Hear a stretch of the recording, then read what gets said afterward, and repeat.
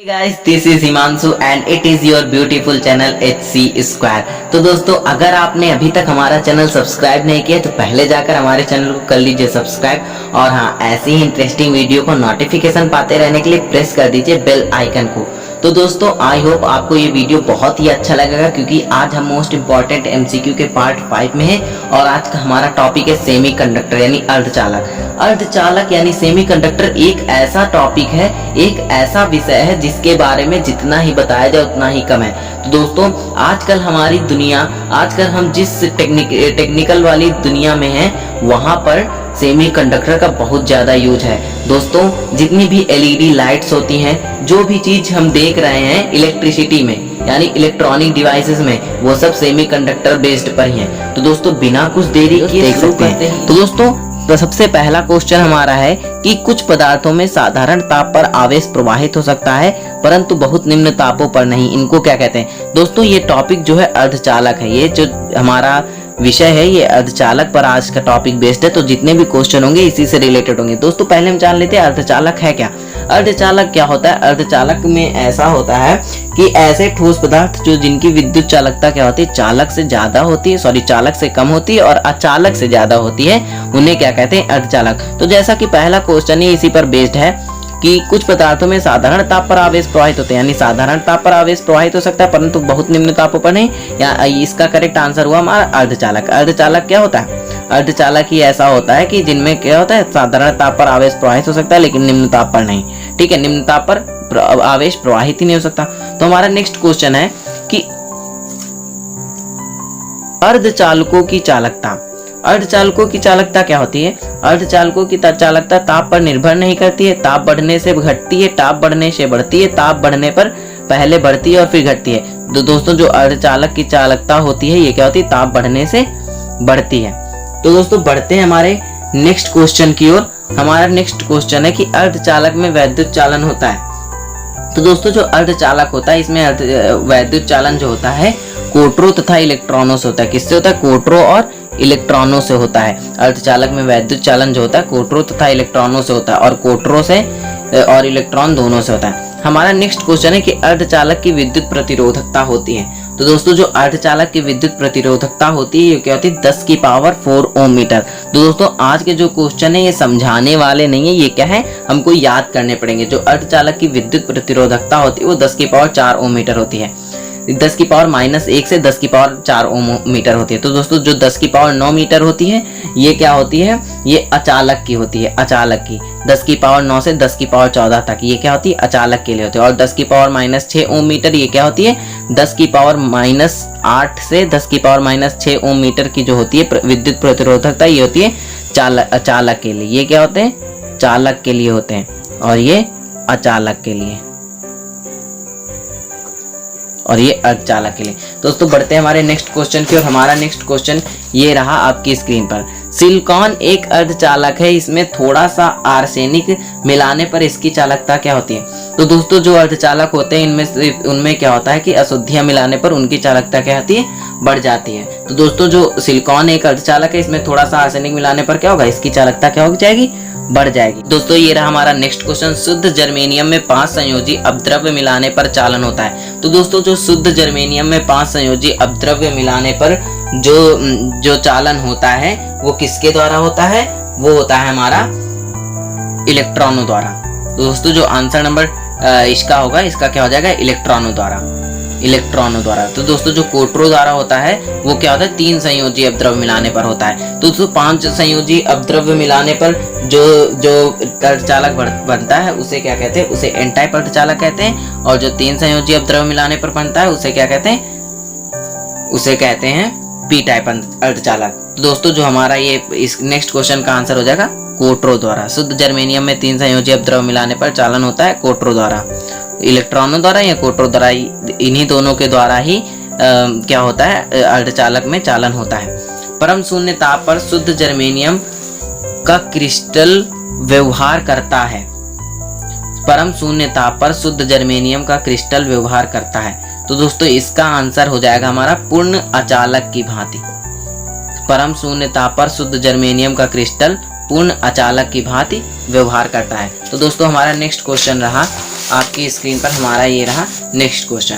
तो दोस्तों ये होता है कि एनपीएन ट्रांजिस्टर पीएनपी ट्रांजिस्टर की तुलना में श्रेष्ठ होते हैं क्यों? तो दोस्तों क्या होता है कि इनमें क्या होता है, बहुसंख्यक आवेश इलेक्ट्रॉन होते हैं क्योंकि इलेक्ट्रॉन प्रोटॉन की अपेक्षा क्या होते हैं, अधिक गतिशील होते हैं। तो इसका हमारा आंसर क्या हो जाएगा, डी नंबर। दोस्तों बढ़ते हैं हमारे नेक्स्ट क्वेश्चन की और हमारा नेक्स्ट क्वेश्चन है ट्रांजिस्टर की रचना में प्रयुक्त सर्वाधिक सामान्य पदार्थ कौन सा है? तो दोस्तों तांबा क्या है, तांबा हमारा क्या होता है, चालक होता है। एबोनाइट अर्धचालक अचालक होता है और चांदी क्या होता है, हमारा चालक होता है। ये तो बहुत ही बढ़िया चालक है। तो हमारा आंसर क्या हो जाएगा, सिलिकॉन। सिलिकॉन क्या होता है, ट्रांजिस्टर की रचना में प्रयुक्त सर्वाधिक सामान्य पदार्थ है और सिलिकॉन क्या है, बढ़िया अर्धचालक भी है। और ट्रांजिस्टर मूल रूप में क्या है? तो दोस्तों ट्रांजिस्टर जो है मूल रूप में एक धारा चलित साधन है। तो दोस्तों जान लेते ट्रांजिस्टर है क्या। ट्रांजिस्टर क्या होता है, ये पी व एन प्रकार के अर्धचालकों से बनी भी एक ऐसी इलेक्ट्रॉनिक युक्ति होती है, एक ऐसी इलेक्ट्रॉनिक युक्ति होती है जो ट्रायोड वाल्व के साथ प्रयुक्त की जाती है। ये वोल्टेज को कम प्रतिरोध से उच्च प्रतिरोध पर स्थानांतरित करता है। तो दोस्तों जो ट्रांजिस्टर के प्रकार होते हैं, ट्रांजिस्टर टोटल क्या होता है, दो प्रकार के होते हैं, पीएनपी ट्रांजिस्टर और एनपीएन ट्रांजिस्टर। तो दोस्तों हमने पीएनपी ट्रांजिस्टर की क्रिया में उत्सर्जन धारा, आधार धारा आईबी तथा संग्राहक धारा आईसी में क्या संबंध है? तो दोस्तों जो धारा चलित होता है, धारा चलित साधन होता है, तो दोस्तों इसमें क्या होता है, हमको पता है कि इन तीनों में संबंध जो होता है आई इक्वल टू क्या होता है, आई बी प्लस आई सी। ये होता है जहाँ पे आई क्या है, आई है उत्सर्जक धारा और आई बी क्या है, आधार धारा और आई सी क्या है, संग्राहक धारा। अगर हम यहाँ से देखें तो हमारा करेक्ट आंसर, अगर हम आई सी को रोक लें तो ये इधर चला जाएगा, यानी आई माइनस आई बी, यानी हमारा करेक्ट आंसर हो जाएगा ए हमारा राइट आंसर हो जाएगा। दोस्तों पढ़ते हैं हमारे नेक्स्ट क्वेश्चन की ओर। हमारा नेक्स्ट क्वेश्चन है कि एक ट्रांजिस्टर की आधार धारा में 25 माइक्रो एम्पियर का परिवर्तन करने पर संग्राहक धारा में 0.55 मिली एम्पियर का परिवर्तन होता है। बीटा ज्ञात करना है, यानी धारा लाभ हमें निकालना है। तो दोस्तों क्या क्या दिया है कि आईबी दिया है हमें, यानी आधार धारा दी है 25 माइक्रो एम्पियर। अगर हम इसको कन्वर्ट करेंगे एम्पियर में तो 25 इंटू 10⁻⁻6 एम्पियर हो जाएगा। इसके अलावा हमें दिया है आईसी दिया है 0.55 माइक्रो एम्पियर, वो सॉरी मिली एम्पियर। तो ये क्या हो जाएगा हमारा 0.55 इंटू 10⁻³ एम्पियर। तो दोस्तों हमको बीटा फाइंड करना है और बीटा के लिए हमको फार्मूला पता है कि बीटा के लिए क्या होता है, संग्राहक धारा बटे आधार धारा, यही होता है फार्मूला, हम लगा देंगे। तो 0.55 इंटू 10⁻³ अपॉन 25 इंटू 10⁻⁻6। अगर हम इसको सॉल्व करेंगे तो हमारा आंसर आ जाएगा 22। तो हमारा करेक्ट आंसर हो गया ए। दोस्तों पहले हमने क्या लिखा, रिलेशन फाइंड किया, रिलेशन से हमारा आंसर निकल आया।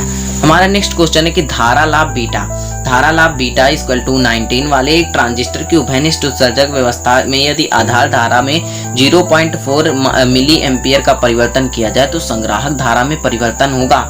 दोस्तों इसमें क्या क्या दिया है, इसमें दिया है बीटा इक्वल टू कितना दिया है 19, और हमको और क्या दिया है, आधार धारा दी है। आधार धारा कितनी दी, 0.4 मिली एम्पियर। इसको हम ऐसे ही रहने दें क्योंकि हमको आंसर जो लाना है मिली एम्पियर में ही लाना है। तो दोस्तों हमको आईसी फाइंड करना है, संग्राहक धारा। अभी हमने ऊपर रिलेशन पढ़ा था कि बीटा बराबर क्या होता है, आईसी अपॉन आईबी। अगर यहाँ से हमको बीटा दिया है, आईबी दिया है, आईसी निकालना है तो क्या करेंगे, आईसी इक्वल टू इन दोनों का मल्टीप्लाई कर देंगे, यानी 19 इंटू 0.4, यानी हमारा आंसर आ जाएगा 7.6 मिली एम्पियर, यानी हमारा करेक्ट आंसर हो गया, answer number A is right answer. अब क्या नेक्स्ट क्वेश्चन है कि उभयनिष्ठ उत्सर्जक प्रवर्धक में धारा लाभ बताइए। उभयनिष्ठ उत्सर्जक प्रवर्धक में धारा लाभ क्या होगा। अभी तक हम लोग धारा लाभ का फार्मूला पढ़ रहे हैं कि बीटा बराबर क्या होता है, आईसी अपॉन आईबी, यानी हमारा करेक्ट आंसर हो जाएगा आंसर नंबर बी। अब जर्मेनियम डायोड का विभव प्राचीर क्या होता है। तो दोस्तों जो जर्मेनियम डायोड होता है इसके लिए जो विभव प्राचीर होता है ये क्या होता है, 0.3 वोल्ट होता है। अगर इसी की जगह क्या होता, इसी की जगह होता सिलिकॉन। तो सिलिकॉन का जो विभव प्राचीर होता है वो 0.7 वोल्ट और कहीं कहीं पर क्या होता है 0.6 वोल्ट भी होता है विभव प्राचीर। दोस्तों विभव प्राचीर होता क्या है, विभव प्राचीर क्या होता है कि जो अवक्षय परत होती है इसमें क्या होता है, विभव प्राचीर दोनों सिरों के बीच में उत्पन्न विभवांतर होता है। जो अवक्षय परत होती है पीएनपी या एनपीएन ट्रांजिस्टर में, सॉरी पीएन संधि डायोड में, तो उसमें क्या होता है, अवक्षय परत होती है। अवक्षय परत में जो एक से इधर से उधर सिरों के बीच में जो उत्पन्न विभवांतर होता है उसी को क्या कहते हैं, विभव प्राचीर कहते हैं। तो जर्मेनियम डायोड का जो विभव प्राचीर होता है वो 0.3 वोल्ट और सिलिकॉन का क्या होता है, कहीं कहीं पे 0.6 वोल्ट और कहीं कहीं पे 0.7 वोल्ट। तो दोस्तों बिना टाइम वेस्ट के बढ़ते हैं हमारे नेक्स्ट क्वेश्चन की ओर।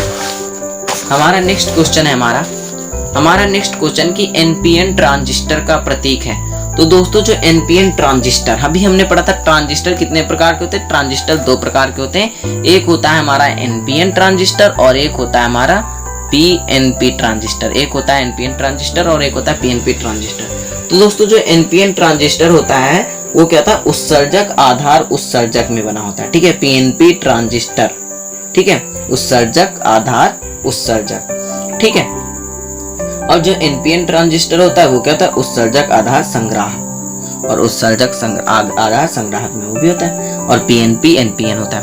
तो दोस्तों जो एनपीएन ट्रांजिस्टर का जो सिंबल होगा वो क्या होगा, वो ये होगा, क्योंकि इसमें क्या होता है, ये हमारा राइट आंसर हो जाएगा। अगर हम यहीं पे क्वेश्चन होता कि पीएनपी ट्रांजिस्टर का प्रतीक क्या है, तो पीएनपी के लिए क्या हो जाता, ये हो जाता हमारा। लेकिन अभी क्वेश्चन क्या पूछा, एनपीएन ट्रांजिस्टर का जो साइन होता है वो क्या होता है, ये वाला होता है। हम पढ़ते हैं नेक्स्ट क्वेश्चन की। हमारा नेक्स्ट क्वेश्चन क्या है कि पीएन संधि डायोड की अवक्षय परत होती है। तो दोस्तों जो पीएन संधि डायोड होता है इसमें जो अवक्षय परत होती है, इसमें ना इलेक्ट्रॉन होते हैं ना ही कोटर होते हैं, यानी ना इलेक्ट्रॉन होते हैं ना ही कोटर होते हैं। अब इसमें क्या ऑप्शन दिया है, केवल इलेक्ट्रॉन, केवल कोटर, इलेक्ट्रॉन तथा कोटर, यानी हमारा राइट आंसर हो जाएगा उपरोक्त में से कोई नहीं। हमारा करेक्ट आंसर हो जाएगा उपरोक्त में से कोई नहीं।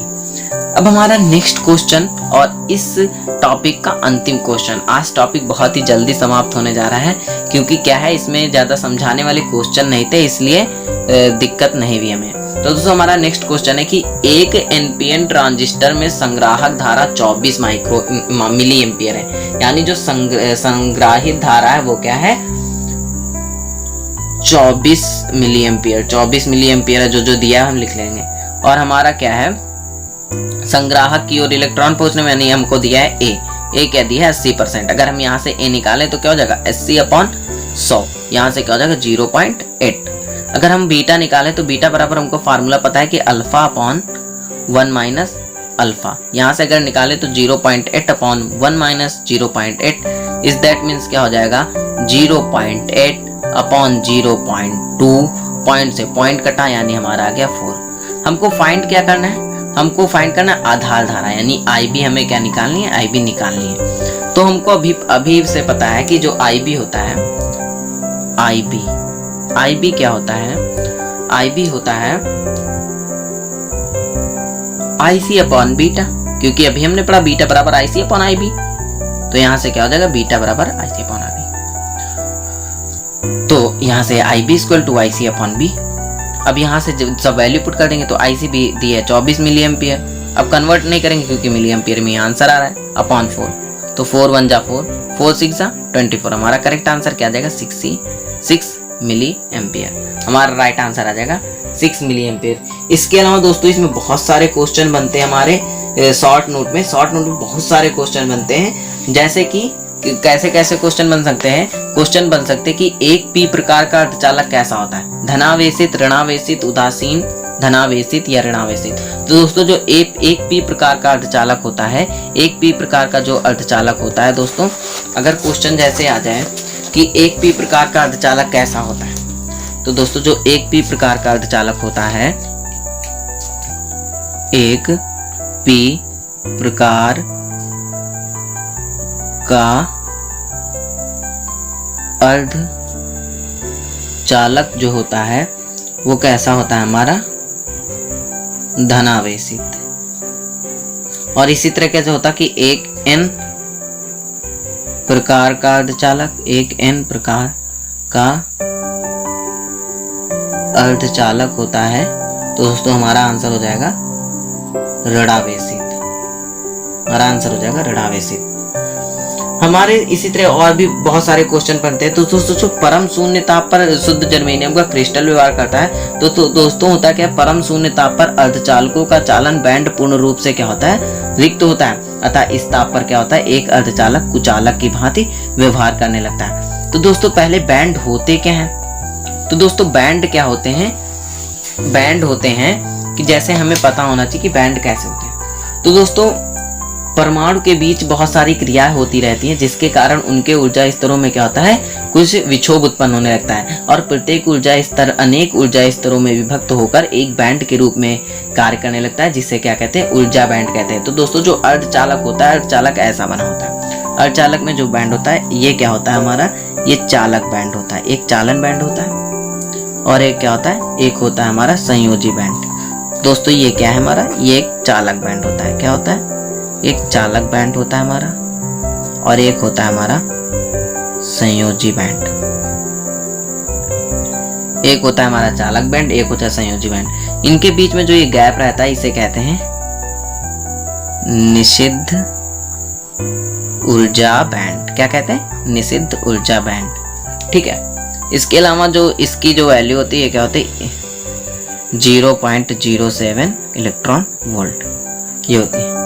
दोस्तों जो अर्धचालक होते हैं, अर्धचालक मुख्यतः दो प्रकार के होते हैं, एक शुद्ध अथवा नैश अर्धचालक और एक क्या होते हैं, अशुद्ध अथवा बाह्य अर्धचालक। अर्धचालक क्या होते हैं, दो प्रकार के होते हैं। अर्धचालक क्या होते हैं, दो प्रकार के होते हैं, एक होते हैं शुद्ध और एक होते हैं बाह्य। ठीक है, बाह्य अर्धचालक होते हैं। तो दोस्तों शुद्ध अर्धचालक क्या होते हैं, शुद्ध अर्धचालक वे होते हैं जिसमें क्या होता है, कोई अपद्रव्य ना मिला हो, शुद्ध अथवा नैश अर्धचालक कहलाते हैं। और अशुद्ध अर्धचालक क्या होते हैं, जर्मेनियम क्रिस्टल में यदि 5 अथवा 3 संयोजकता वाले मिश्रण कर दिए जाए तो दोस्तों ऐसे जो अर्धचालक होते हैं उनको क्या कहते हैं, बाह्य अर्धचालक कहते हैं। ठीक है, तो दोस्तों ये था अर्धचालक के बारे में थोड़ी सी डिटेल्स।